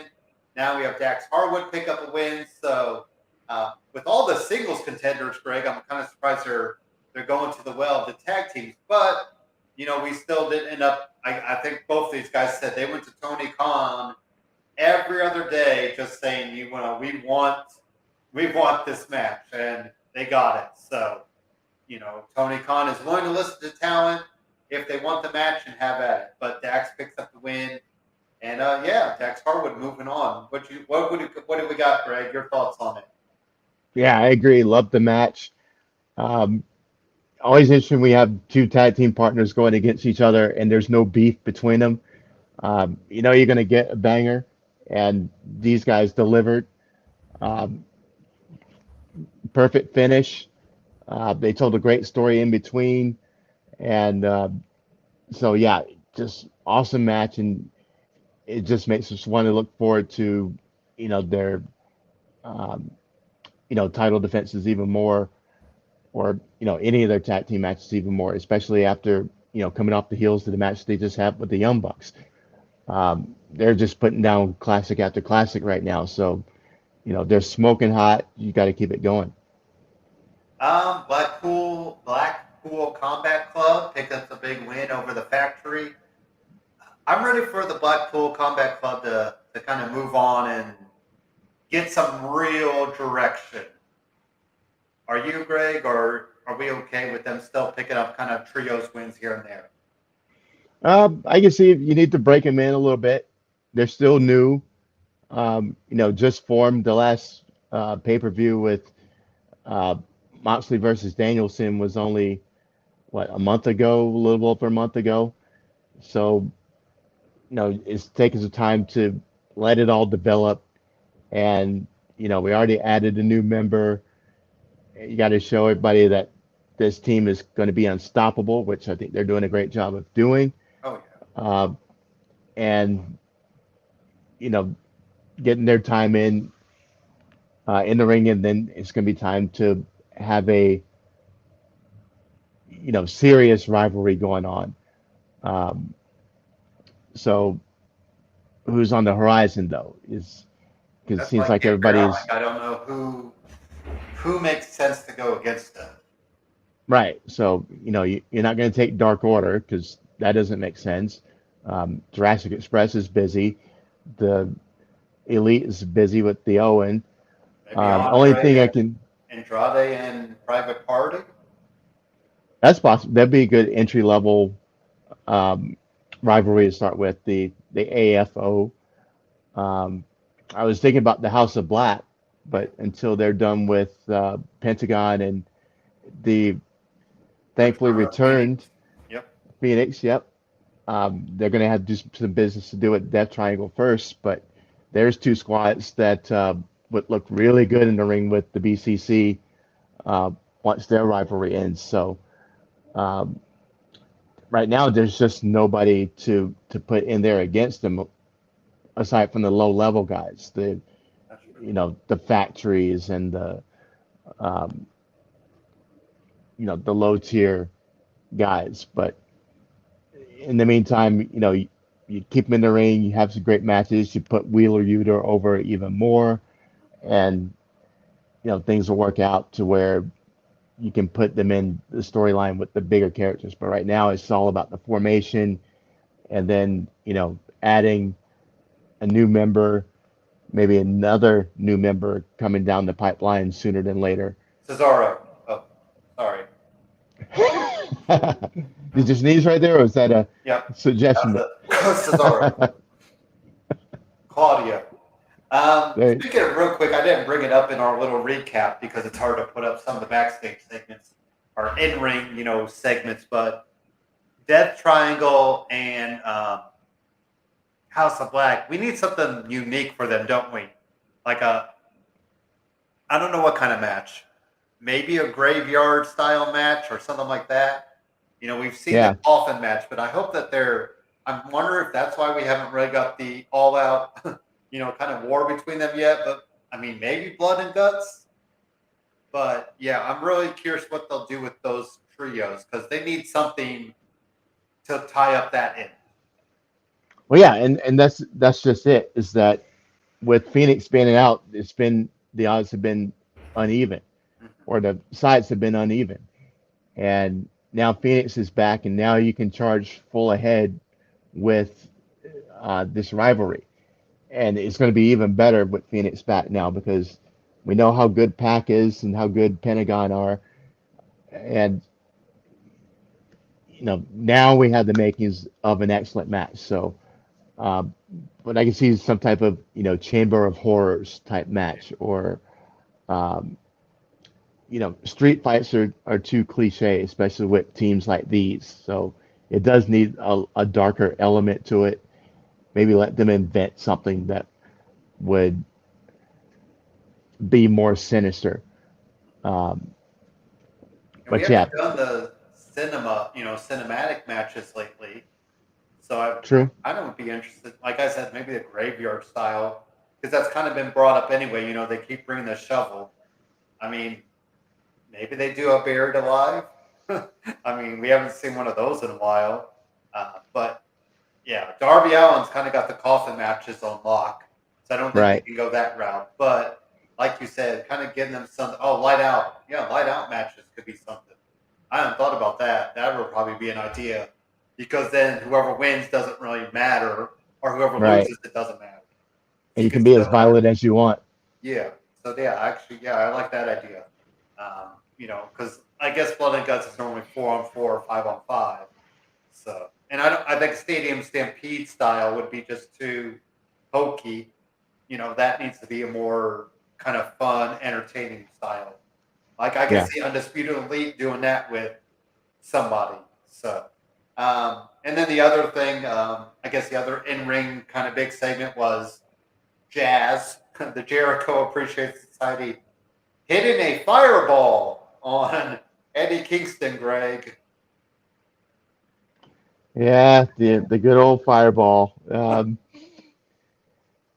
What's least it old didn't is new pop again, out like right? on Keith Lee, right?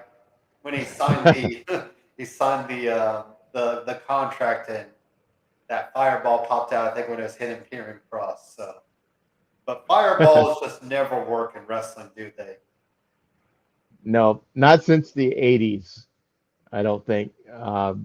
In the old, what was it, NWA days, I see a couple good fireballs go off, but you Because know, they never get close. Like that's the thing. I mean, it just never looks realistic. I don't know. The one that Alexa threw at Randy Orton looked Yeah, pretty on the money. that's true. That may have been the best pitch fireball I've ever seen. Yeah, But um, yeah, I hope they stay away from fireballs in and the that's future another one because that we still don't know who is going to even up the sides for Eddie Kingston and Santana and Ortiz. Like we don't have, we need a team there to kind of even up that side. right, and that's the thing. I expected during that segment that we get two more guys to come out and even the sides, and it never happened. I mean,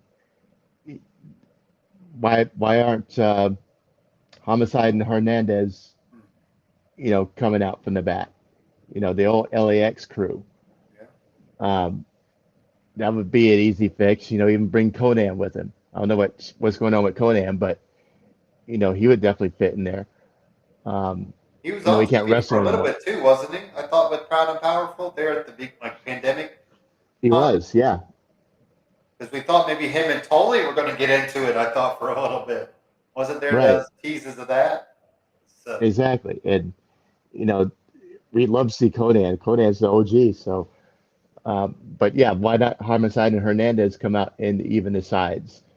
And I'm sure they get a big pop from the audience because we all know who they are. Um, from the glory days of TNA slash Impact. The LAX faction was super over. So yeah, but they definitely need two more. So I think those are my yeah. odds on favorites to get in there because they're available and that door with Impact is wide open. Here is Big Ben's response to you, Greg, about why Conan does not come out. All right, what does it say? It's too little on my screen. Oh, he is 107 years old. That's why he doesn't come out. Hey, He does. He only stand on the stage and just speak on the mic because yeah. who doesn't love a good Conan He was promo? towel. I think he usually has a towel. But back to some of the in-ring action. Lance Archer loses to Wardlow. No surprise there. Next, MJF will announce a new mystery opponent for Wardlow. Maybe Nick Gage? Can we get another Nick Gage sighting? Not for this one. He dropped the phrase that pays when he says that, and hey, pun intended, where he goes, you can't teach that Yeah. with the hand gestures. Like, oh, okay, we know. No, apparently, Big Cass or W Morrissey? Morrissey or whatever his name is now, he's going to be uh, the new goon for MJF. So If we see Enzo Amore show up on AEW, Greg, the internet will break. Twitter will go worse than when Elon Musk bought it, correct? it will. He'll think he'll be making his money 10 times over with how big that'll go. I would love to see it because I was a huge Enzo and Cass fan. Oh, I thought you liked car crashes. Well, hey, it was a car crash and it was amazing. I love Enzo because he's so great on the mic. Nobody is better on the mic than he is. I mean, for as brutal as the WWE audiences are, I noticed and went back and watched a lot of clips that Enzo was the one guy that never got the what chant. And you realize that is because his game was so sharp, spitting those circular, uh, puns and the cracks on people that if you weren't listening, you were going to miss the joke while everybody else was laughing. So, and And he some was of so his good was with it. self-inflicted. Like he did kind of carry himself a little too much outside the ring. I think, Greg, that people were just like, whatever, dude. Like, just keep your town in the ring, do the right thing. And then you got to give a lot of respect to more. Well, I keep calling him Morrissey, but of course I just think of the Smiths every time I hear Morrissey. But anyways, I think it's like William Morrissey or whatever his name is. But I got to give him a lot of credit because he looked like he was at the end of things, Greg. Like, he was done physically, emotionally, mentally, and to turn it all around, get himself looking better, get himself mentally right. Who knows if him and Carmel were obviously a thing. So who knows if Right. that might have screwed him up to see her kind of rebound the way she did and, end up married and all. I mean, that's got to play a part if, that's kind of your first love or second love or whatever. But yeah, he definitely has come around. I know in Impact, he seems to do pretty well down there. So um, it'll be interesting to see what kind of reaction he gets, against Wardlow. And Wardlow picking up Morrissey, though, that's going to be something to see. I mean, the symphony on him is going to be Yeah. something to watch. So, Yeah. how about Serena Deeb, Hiroshita? Sheeta with the jean trunks, I guess you could call it. Apparently, Serena Deeb did not know this was a street fight because she came dressed in her wrestling gear, Greg, and she picked up the win. I was pretty surprised that she picked up the win over Sheeta, especially when you consider how all in AEW was on Sheeta, just a year or two ago. She just Sheeta's still over, but it just feels like they've lost a lot of momentum with her. Yeah. And it's true they have. Um, I've enjoyed the rivalry just for the sheer brutality of it. These two have gone at each other tooth and nail and it had some real bangers of matches. But yeah, it's Time to move on. with It's both. definitely time to live by. I didn't expect her to win the Serena to win either. Yeah. But usually this final blow off goes to the baby face, but they went the other way, and it's going to be interesting because now they're painting him, her as the main challenger for Thunder Rosa, which Yeah. would be a lot more interesting than the Sheeta against That's uh, true. Thunder Rosa. So in the end, let's see what the point was, but I think it shocked a lot of us that Serena got the win. And we got the undisputed elite as they're going by because why not? Why not use a little bit of an old name, Greg, and tie it to the new name that you have? They picked up a win. Not really sure where they're going though, do we? I think Kenny Omega needs to come back. Hopefully sooner rather than later. I feel like he would give this a new look. Or Jay White. We had the tease of Jay White, and where's Jay White been? Like, we need something more there. Just too, happy-go-lucky in undisputed elite land for me right now. Yeah, I mean, it's always simmering below the surface that the friction, the heat between Red Dragon and the Bucks is there, but Adam Cole is covering it up as best he can. Um, Lots of different places that this whole storyline can go, but it's all going to be set off when Kenny comes back. So I'm curious to see which way they take it. My guess is Adam Cole takes over the whole thing, and by the time Kenny gets back, there's going to be a power struggle, Yeah. and hopefully then a series of epic matches. But there's a lot of different ways you can go with it. So I'm going to be interested in seeing where they go with it. Because right now, Uh, I don't know what they can do for Double or Nothing. I don't feel like I don't want to rush the Young Bucks and Red Dragon. I feel like that's not ready yet. And right now, right. I don't know where else you kind of ran through what your Jurassic Express, you know, tandem. So it's like, what else is there for the Undisputed Elite to kind of do? So Yeah.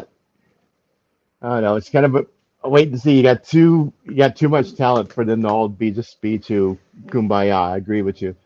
yeah. So And I I get think it sooner or because, like you later. said, it makes sense for now until there is that, finally bubbles to the surface. But and then I don't know what to call this title change.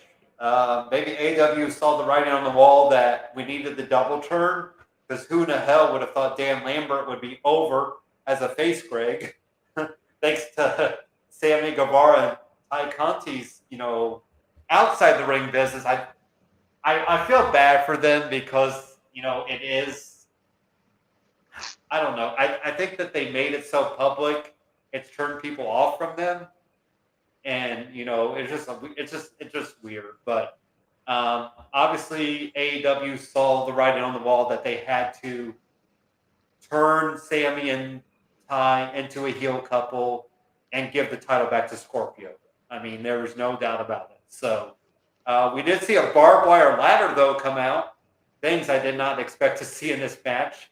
We saw Paige and Tay kind of take each other out. A nice low blow to Dan Lambert. We just, then at the end of it, Greg, we see um, uh, Frankie Kazarian come out to congratulate Scorpio Sky. So I think we'll get that match in a couple weeks after Scorpio gets his body right.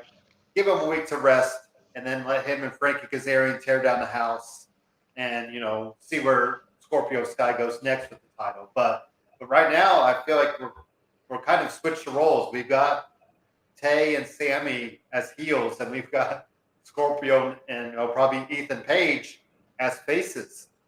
And who would have thought that, just 3 months ago or whatever? Yeah, I right now I don't like it. I don't get it. Why it was necessary to do it.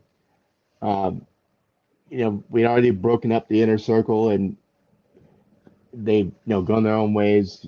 Jericho's going back to the heel side, and Sammy looked fine as the baby face, and you don't have to have everybody go separately into the same corridor. Um, so I'm still at a little bit of a loss for why turn Sammy heel. I know Sammy's going to be a great heel. Um, he and Ty are going to be over the top annoying. Um, And that's what but they at are the same, online. So I think that's why you had to do it. Like and I get it, if you type but in them, it just it's public displays of affection all the time. It's like, okay, we get it, you're together. I think part of me, Greg, was that they had to deny it so much. You had to know they were together. sure. But But why this faction? I mean, like you said, turning Dan Lambert to a babyface is a bad idea because yeah, he was doing so great at being a heel and berating the whole audience and everybody who was in the ring. Um, he loved being the bad guy. And then, the whole American Top Team faction, embraced being the bad guy. They were believable. And now they're, going to be faces. And that I get the idea of wanting to make Paige Van Zant a baby face. She has that all American girl next door kind of look to her. And so I understand that, but it it just is bad timing in my book as far as who you turn Sammy against. I'm fine with turning Sammy, but not against these guys. The ATT faction should stay heels. Um, so if this is all for Paige Van Zant, then it's a little overreaching because we and still got to get unnecessary. But Sammy and Ty, sorry, against Paige and Scorpion. I would imagine that's going to be a couple weeks. yeah, Or it but could be, I mean, that could be our double or nothing match. it could be. Yeah. I just think it's a hard sell to get everybody to buy into ATT is a babyface faction after them going so hard the other direction for so long. Heck, So Brandy almost turned him heel or face though, Greg. I mean, with all those. So, I wonder if Dan Lambert will still be himself and, people will just do what they do. You know what I'm like? Maybe you'll have Scorpio and Ethan still play up the face side, but they let Dan Lambert keep him almost like a Paul Heyman. It doesn't matter, what side of the fence they're on. But yeah, uh-huh. I still think we'll get Sammy Guevara and Ty Conti won the AAA intergender tag team titles last night, I believe, or a couple of nights ago in AAA. So we're gonna get all out PDA from them, you know, with the titles and all this. So yeah, it's gonna be something to watch. But I guess it's gonna suck if Sammy and Conti and or ever break up. That's gonna be one ugly breakup, Greg, if Right. it happens. But it's all lovey-dovey now. But man, when you start out this lovey-dovey, I don't imagine it ending well if it does. Right. Yeah. But on to Rampage. Darby Allin picked up a win over Swerve Strickland. Two guys, I guess, wrestled a lot of each other back in the day in Defy, which is up in the Northwest, Pacific Northwest. So, good match there. I think I would have liked to see Swerve pick up the win, but then you saw him and Keith Lee busy with Ricky Starks and Powerhouse Hobbs, so it kind of made sense that Ricky Starks comes out there, but Darby Allin picks up the win to move on. And, maybe we see him and Jeff Hardy like they teased in the Owen Hart Cup match. Yeah. I like this match is that it made sense storyline wise and um, with the shenanigans going on, another distraction finish to kind of keep Swerve strong and push Darby forward.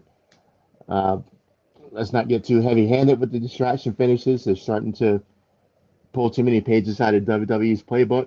So be careful with that. But for it is for what it is. It's better to have Darby into the tournament and then you know Swerve and Keith Lee do their thing with Team Taz. So I get it, but uh, careful with all these distraction finishes. And then we have a new faction that we can talk about. I believe they kind of came together last week or a couple weeks ago, Greg. The Baddies. The Baddies. Yeah. No? So You're not feeling the Baddies? not feeling the baddies. I only No. think I was kind of tired of Red Velvet's like just too wholesome persona, so I'm kind of buying into it. We'll see. We'll give it a little more time, and see if she lives up to the role. I mean, a lot of people who are the baby faces that go to heels and can't pull it off. I'm going to be curious to see if she actually can. It was a start. I'll give it that. So we'll see how it develops. And I mean, if we can get Malcolm Bivens back there, him and Mark Sterling kind of talking up, that could be a lot of fun. So they probably should have Malcolm Bivens. I guess Stokely is his other independent wrestling name. We can get him on AEW's main roster. Shoot, that could be really something to watch. So Keith Lee defeated Colton Gunn. Oh wait, I didn't even get back to what was it? Oh, we'll get real quick to the what was it? Danhausen and Hook segment. They had Tony Nese come out because Mark Sterling has Tony Nese as um, um, an agent, and so it looks like we'll get Hook and Tony Nese kind of going at it, Greg. And Danhausen was just kind of be there. I'm all in on Hookhausen though. Give me the Danhausen and Hook tag team. Um, yeah. So this was interesting because I wanted to see what this little back and forth was going to be like. Um, I was hoping they would save Hook's first words for a more pivotal moment. I know they did it last week in the little backstage segment, and then they had him say a couple more words in this one. Um, but it was feel like he was doing Orange Cassidy style, where you just saw him and he didn't say anything for months. Yeah. Um, and even when he does speak, it's very few and far between. So I was hoping they'd save his first words for something a lot more important than this. But um, I get it. If this ends up being a tag team, it'll be really interesting just because I still haven't seen Danhausen do anything in the ring but talk and do the little curse point. Um, He was wrestling over last weekend too, so he must be good to go. He was in an independent wrestling promotion, and I saw him doing a couple drop kicks. It looks like I think he's finally ready to actually wrestle. Greg is what I saw. all right. Well, I'm like the X Files. I want to believe. I'm waiting for him to show me something, and He's so I, small too. Like I like the very, character, I like the voice, I like the gimmick, but I want to see what he can do in the ring, and yeah. I don't feel so moved to go and YouTube clips of his matches and things like that. So I want to be genuinely surprised, same way I was with Orange Cassidy. So Yeah. I'm a huge Orange Cassidy guy now. So I'm hoping Danhausen has the same curb appeal once he actually gets in the ring and starts doing something, is than cursing his enemies. So, Hey, a curse is but big. You don't just get out of curses, Greg. I mean, well, apparently Hook does. Hook does. So, Hook is uh, the only unbreakable one. right. But as far as Tony Nese goes, he and Hook should be fun. I And keep forgetting Tony Nese is down there. I do. Yeah, absolutely. And it's kind of lost in the shuffle too. That there's way too much talent in AEW right now, but it's time to bring Hook up through the ranks slowly and just start at the bottom rung and climb the ladder. And I guess Tony Nese is one of those bottom rungs, but we're gonna get better matches this way. So all for it, and maybe this can be something that propels Tony Nese too, because Hook is super over, and anybody who's going to be in there with him is going to shine too. So, this could be a thing now. And then we also have Keith Lee defeat Colton Gunn.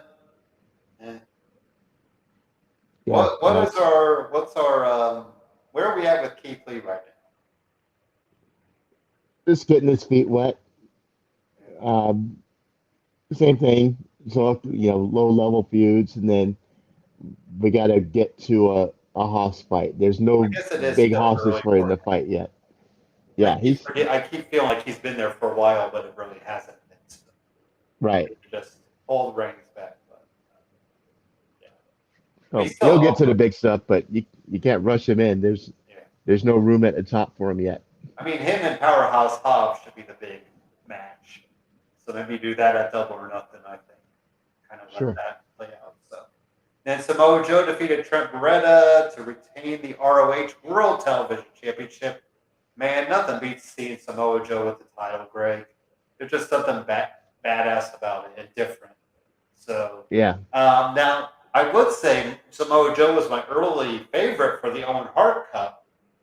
I guess that could still be it, but him winning the ROH title or World TV title, sorry, that's kind of his thing. So I don't know if he needs the Owen Hart Cup as well. But any thoughts on this match here with Samoa Joe and Trent Beretta?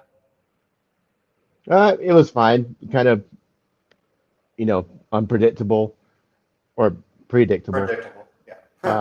I don't think anybody expected Trent to win, but it was all to set up the Giant coming out and having a little piece of business there. That's the thing we're looking forward to. The match was decent, but it was what it was.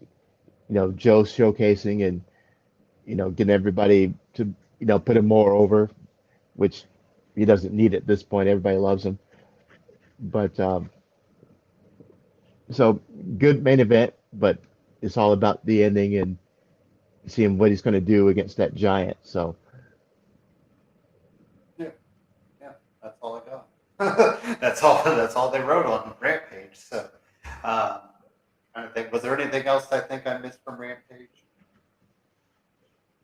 Was there any bets? Well, was it Ortiz who took out Chris Jericho? Or was it no, Santana, because he's going to have a match with Santana on Dynamite. And I'm sure we'll see Eddie Kingston with a probably some bandage around his eye. Yeah. Come back out. No, I don't think he'll do the eye patch. Because that's Julia Hart still doing that. Right. Julia is still not with the House of Black, even though I don't know what they're waiting for. But anyways, so I think we'll do the old Chainsaw Charlie wraps it, or Sabu style, just wrap himself up with a bandage. But we'll see him. I think we'll see him next week, kind of interfering. And then, like you said, maybe Homicide and Hernandez to kind of even the sides, because I think at this point we do need to even the sides.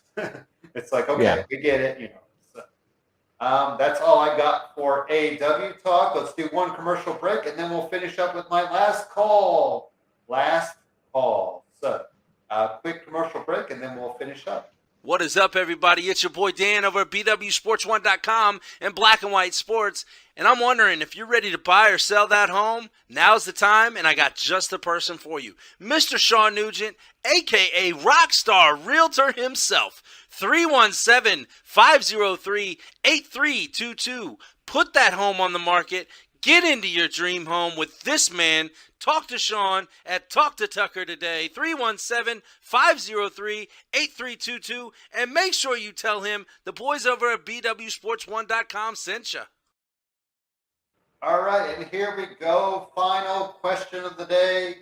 I was going to put on the closing time song, but I'm afraid if we're on YouTube or Facebook, they'll kick us off. So I will not do that. I was going to even play it low. But anyway, so Greg, in honor of Randy Orton, I don't know if we talked about this, but where do we put Randy Orton in greatest of all time? And maybe a side note, what do you think is his best feud? Okay. Um, it is of all time. That's a hard I question. I don't think he's in top 10, and I don't even know if I do top 20. Yeah.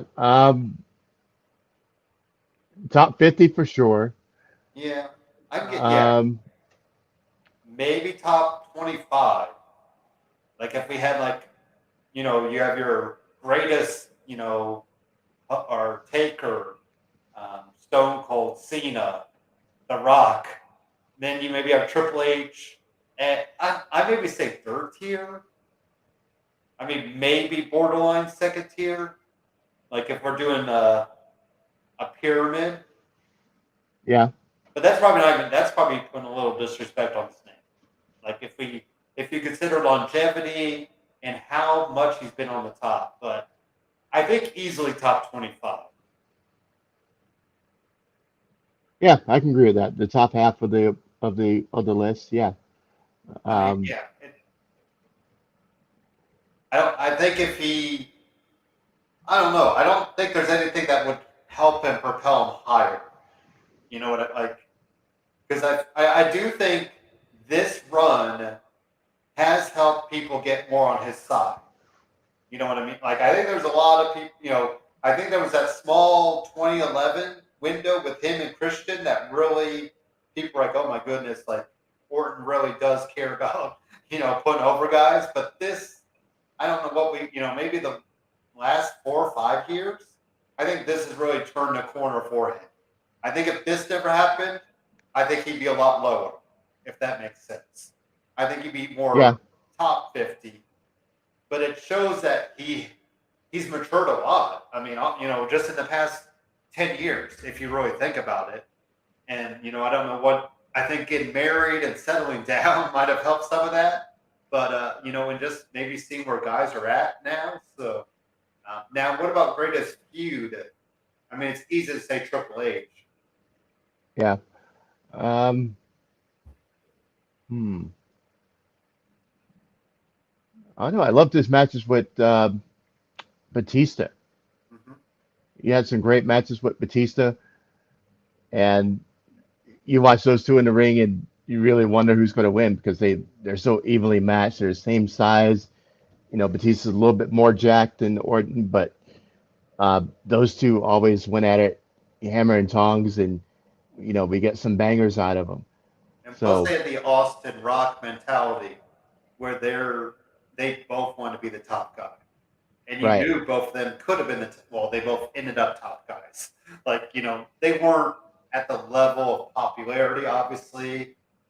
Um, but I think, you knew one of those two guys would be, if Cena wasn't there, one of those guys would have been in Cena's spot. Easy. right, So, you know where I'm going to go? I'm going to say Mick Foley. I know it's not the biggest feud, but Mick Foley, I think, plays a big part in Orton's career. Because, I always still remember when I think it was Orton landing in thumbtacks for like the first time ever. And just that look on his face. And because, like you said, Orton was kind of perceived as this, pretty boy, couldn't really do the hardcore matches. And then he does that stuff with Mick Foley and it turns the corner for him. So hmm I think for me, I kind of want to go back and watch some of those matches with Mick Foley. I thought we also had the Rock and Sock connection against Ric Flair, Batista, and Orton at WrestleMania, I think it was. I can't remember which one, but one of those WrestleManias. So yeah, I mean Triple H is obviously the easiest one to throw out there, but uh, sure, and then like I said, I really think the last 5 or 6 years have really helped his case as to him being important and how important he is. Like we said, when he's on, when he really feels something and is into it, it's just a whole nother level. And it's so easy. Like he just makes it easy. Those power slams, the RKO. I mean the Garvin stomp. All of his moves just look seamless when he's really on it. So, uh, yeah. But there's a lot of other great guys, unfortunately, that kind of came before him. Like we said, if Cena's not there, Greg, who's to say Orton's not the top guy for 10 years? Right. Or And Batista. Orton crossed over to mainstream for quite a while with the RKO becoming viral. Yeah, I mean, remember the memes of people on the street getting RKO'd, yeah, or somebody in another sport doing a diving yeah. move, and all of a sudden Randy Orton comes up and RKO's them or stuff like that. So that I thought you were became going to a talk his crossover acting thing. career with the Marine, but I guess he went another direction. And he Yeah, said he wants to outlast everybody, Greg. So it'll be interesting to see how much longer he's got in the tank. I mean, like you said, if he's this cut and this good in the ring, he's yeah, got another 5 to 10 years. I mean, so he won't end up anywhere else. So just really, really interesting career for him to see where he was. I mean, and to think that he was AWOL from the Army back in the day. Really didn't know where he was headed, and then just kind of did wrestling. I think almost as a I better try this to see, and ends up and that wasn't a little hot water there at the beginning of his career. I think he did perceive too much of himself, and had yeah, that aura that, hey, I'm Cowboy Bob's Orton's son, I should have everything handed to me, and I think that put him on airs with people, and who's to say if he doesn't start out a little more a little more under that, who's to say more guys don't come on his side. I mean, really, Triple H went to bat for him all the time, they were saying. So it's kind of nice that he had that there. So yeah. that is it. That's all I had, Greg, for my last call. I will let you have it next week. Next week we got Backlash predictions, but I'm sure we could throw in the last call real quick there at the end of that. So we'll do all Backlash predictions. We'll get Raphael's kind of betting odds on that, and kind of have at it. But I will say real quick, I did see that the State of Basketball will be live right after us. So you're watching us on YouTube. Just stick around and you'll catch the State of Basketball, getting you all caught up on the playoffs. We saw the Bucks win today and the Warriors win. So the Bucks are up 1-0 and the Warriors are up 1-0. And your Suns play tomorrow night?